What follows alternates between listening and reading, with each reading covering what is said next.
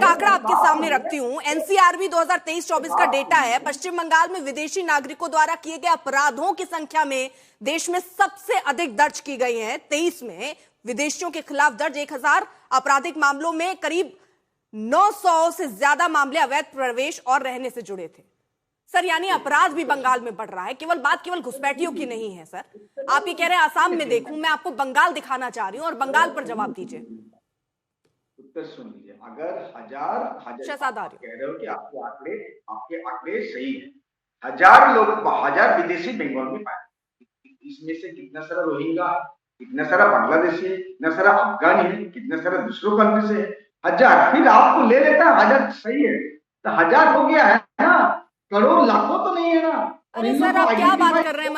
मनोजीत जी, आप सुन भी रहे हैं सर? सुनिए ना, एक तो आपकी आवाज, इनकी आवाज थोड़ी मुझे ठीक कराइए, बड़ी अजीब सी आ रही है, इसलिए मैं बहुत ध्यान से उनको सुन नहीं पा रही। लेकिन मनोजीत जी, जो आप बात कह रहे हैं, मैं 1000 आपको उदाहरण के तौर पर दे रही हूं। यानी जो विदेशी नागरिक, यानी जो घुसपैठिए हैं जिनको कह लीजिए, या जो बाहर से आए हुए हैं, अपराध में सबसे ज्यादा हाथ उनका है सर।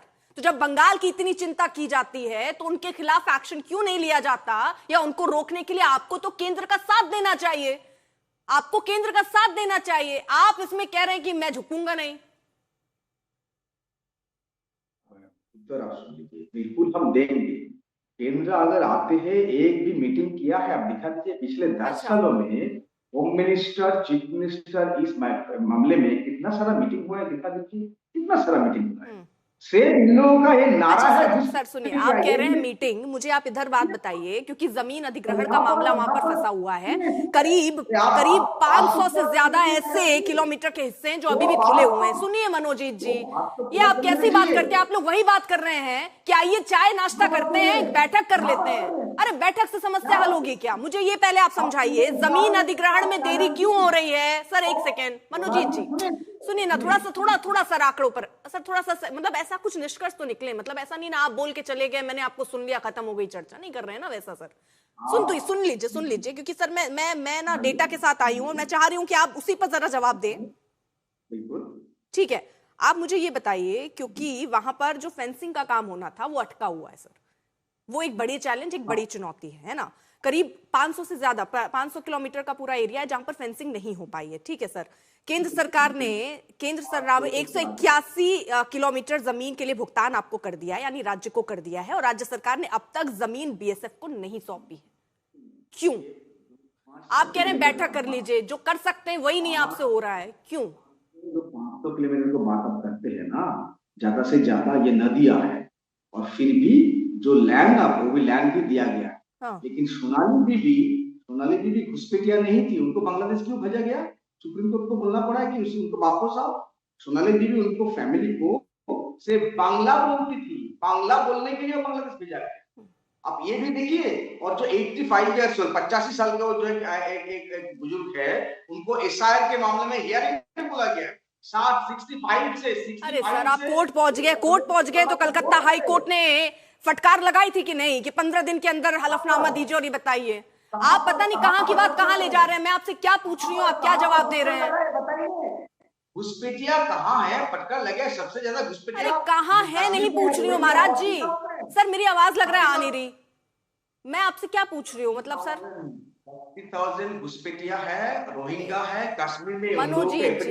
मनोजीत जी, मेरा सवाल सुना था आपने या नहीं है? जवाब तो मैं आगे बढ़ूं सर, और मेहमानों के पास भी जाना है। बता दीजिए कि नहीं, इसमें मुझे नहीं पता। खत्म कीजिए यहीं पर, क्यों बात इधर उधर टाल रहे हैं? आप ये डेटा, आप जो आंकड़े दे रहे हो, बीजेपी को कहिए ना, इतना सारा घुसपैठिया आइडेंटिफाइड है, दोनों मिलकर। अरे मैं पूछ रही हूँ, जमीन क्यों नहीं दे रहे हैं आप? घुसपैठियों पर बात कर रहे हैं, मैं पूछ रही हूँ जमीन बंगाल की सरकार क्यों नहीं दे पा रही बीएसएफ को अभी तक? सर ये बताइए ना। नहीं है, सुंदरबन जो एरिया है ना, ठीक है, यहाँ पर सिर्फ नदियां होते हैं। ठीक है शहजाद, एक छोटा सा रिएक्शन, और मौमिता जी भी कुछ बोलना चाह रही हूँ। मौमिता से रिएक्शन ले लेती हूँ, शहजाद उसके बाद आ रही हूँ। हाँ जी, मैं मनोजीत जी को आपकी अनुमति लेकर एक सवाल पूछूं या बात करूं, समझ में नहीं। जी, मेरी आवाज आ रही है ना? बिल्कुल बिल्कुल, हाँ जी, मैं एक बात कहना चाहूंगी मनोजत जी। आप तो वेस्ट बंगाल से है, आपको शायद पता होगा कि बहुत साल पहले जो पहला वो चीफ मिनिस्टर थे बुद्धदेव भट्टाचार्य, उन्होंने क्लियरली बोला था महाकरण मतलब जो राइटर्स बिल्डिंग है उसमें खड़े होकर वो क्लियरली उन्होंने बोला था जो बॉर्डर एरिया है और उनमें जो मद्रासा है that is the place of terrorism, and वहां से मतलब जो घुसपैठिया हो रहा है बॉर्डर से उसका भी हाथ है, ये कहा था। और उसके बाद भी जब 1992 में कांग्रेस सरकार तब सेंट्रल में थे और स्टेट में मतलब बंगाल पे तब उस टाइम पे कम्युनिस्ट सरकार थे, उस टाइम पे जो पी के सेनगुप्ता कमीशन रिपोर्ट हुआ था, तैयार हुआ था, वो कांग्रेस आज तक टेबल नहीं करने दिया। तो उसमें घुसपैठियों के बारे में पूरा डेटा दिया हुआ है। उसी टाइम पे वो डेटा की according to that data 50,000 sorry 1,50,000 पर मंथ मालदा मुर्शिदाबाद एरिया में घुसपैठिया की मतलब एंट्रेंस होता था। और आज अगर इतने साल हो गया है वो टेबल नहीं होने दिया, तो जितना तक डेटा हमको मिला है वो उस टाइम के जो लोगों की इंटरव्यू है वो देखने के बाद मिला। बट मेरी सवाल ये है कि ममता बनर्जी सब जानने के बाद क्यों चुप बैठे हैं?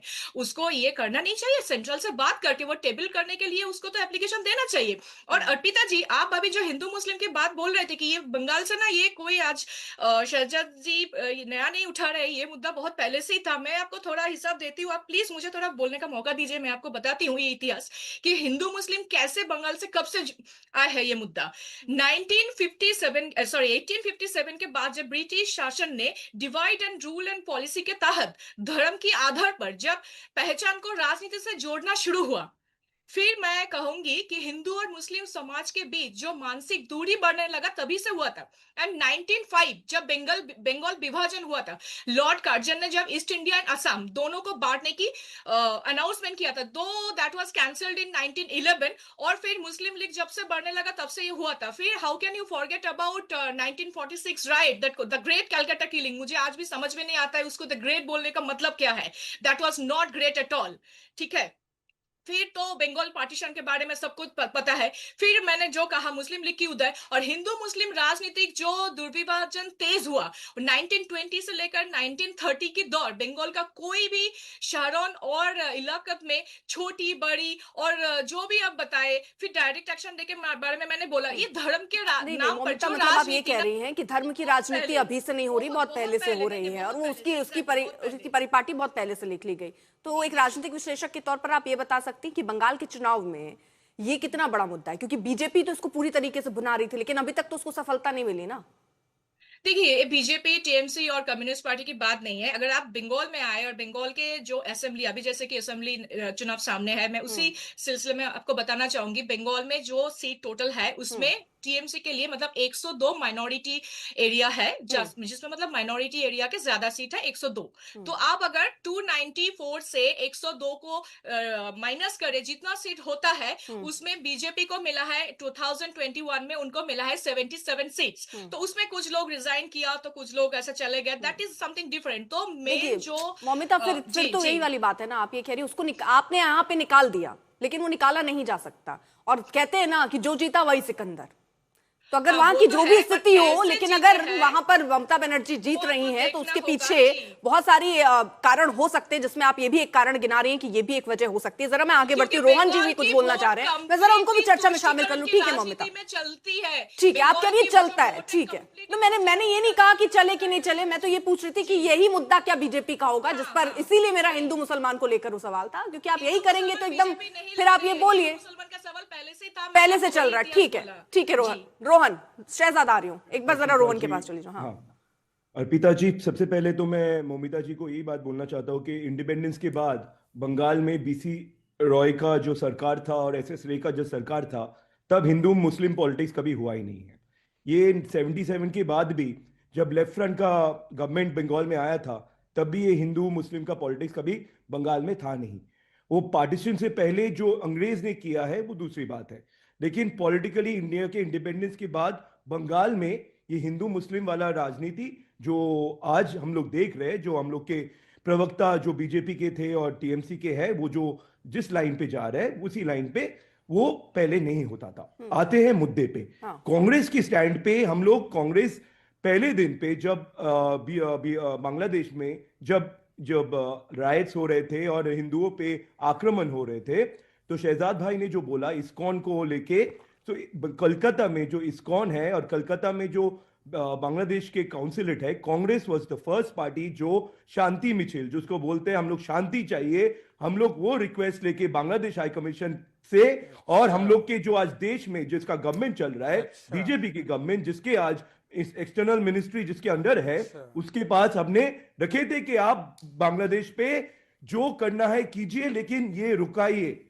जो हमारे इंदिरा गांधी जी के टाइम पे हम लोग देखे थे, जब पाकिस्तान को अलग करने का जो मौका आया था, जब उधर पे रोहन सुनिए ना, इतने इतिहास में क्योंकि नहीं जाते हैं, अब बात भविष्य पर हो रही है, क्योंकि बंगाल में होने वाले हैं विधानसभा चुनाव सर, है ना, वहां पर किसका क्या भविष्य है आते हैं। आप कांग्रेस पार्टी का क्या भविष्य देखते हैं, जब आप इतने आप बता रहे हैं कि ये इस तरह की पॉलिटिक्स कर रहे हैं ना, टीएमसी इस तरह की पॉलिटिक्स कर रही, सब आपको गणित पता है, अपना गणित समझ पाए हैं?